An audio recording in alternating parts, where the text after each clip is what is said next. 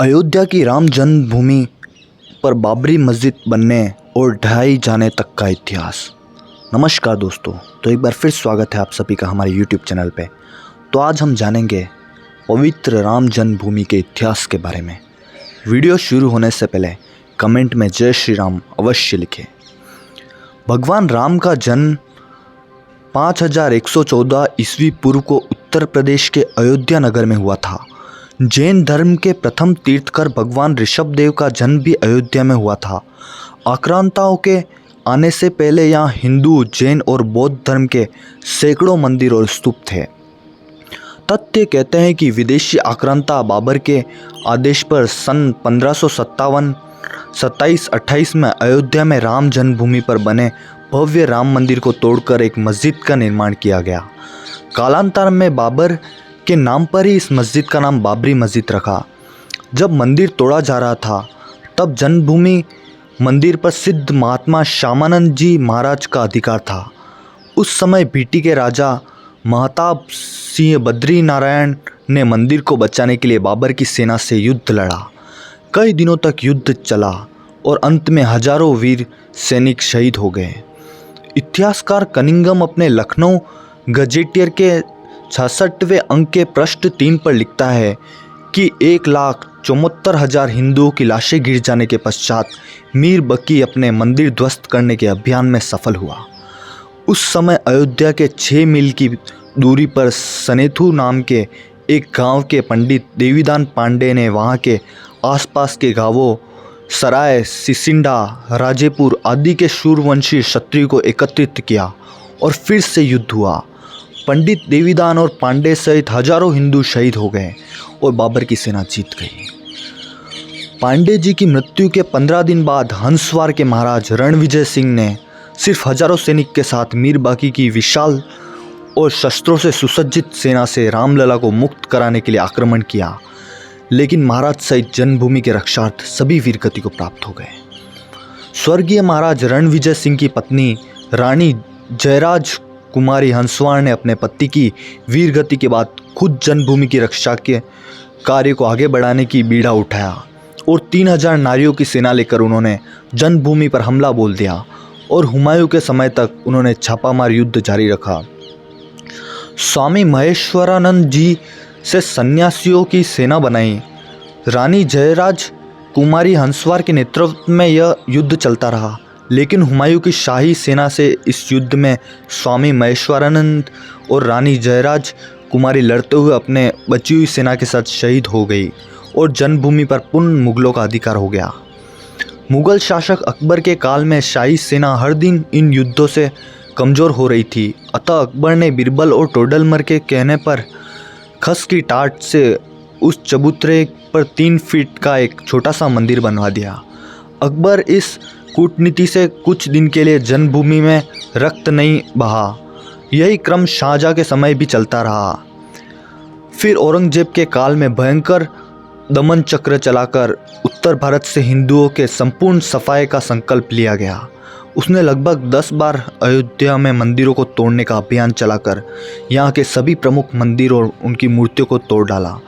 औरंगजेब के समय में समर्थ गुरु श्री रामदास जी महाराज के शिष्य श्री वैष्णवदास जी ने जन्मभूमि को मुक्त कराने के लिए 30 बार आक्रमण कराए।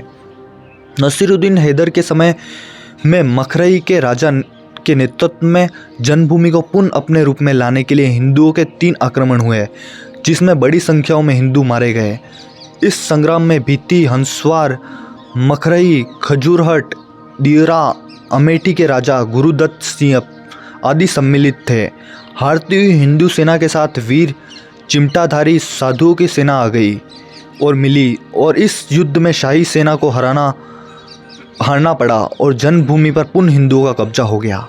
लेकिन कुछ दिनों के बाद विशाल शाही सेना ने पुनः जन्मभूमि पर अधिकार कर लिया और हजारों राम भक्तों का कत्ल कर दिया गया।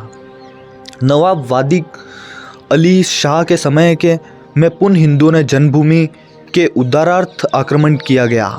फैजाबाद गजेटियर में कनिंघम ने लिखा, इस संग्राम में बहुत ही भयंकर खून खराबा हुआ 2 दिन और रात होने वाले इस भयंकर युद्ध में सैकड़ों हिंदुओं के मारे जाने के बावजूद हिंदुओं ने श्री राम जन्मभूमि पर कब्जा कर लिया।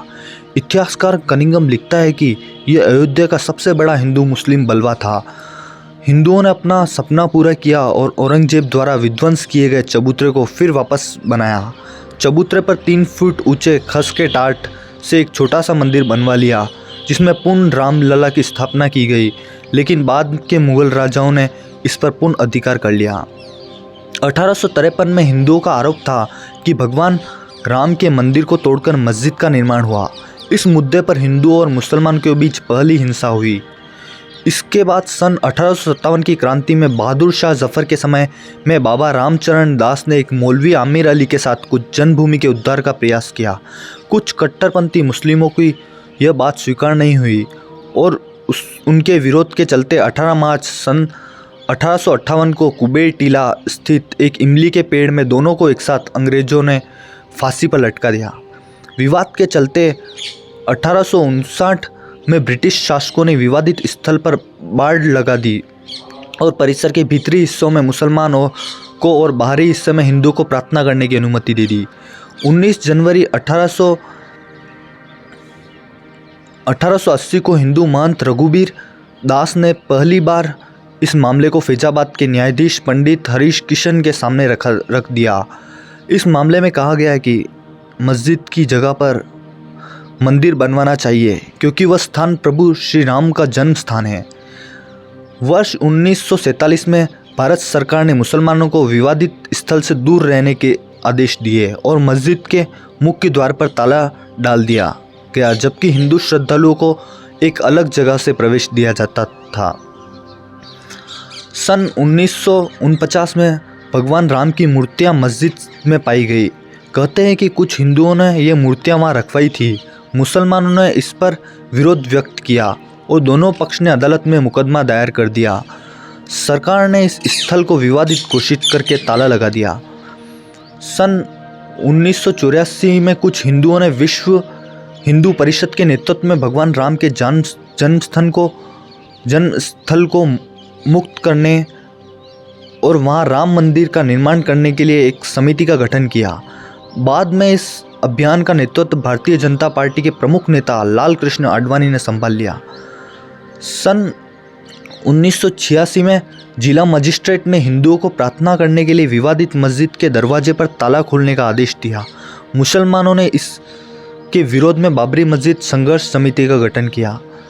सन 1989 में विश्व हिंदू परिषद ने राम मंदिर निर्माण के लिए अभियान तेज किया और विवादित स्थल के नज़दीक राम मंदिर की नींव रखी।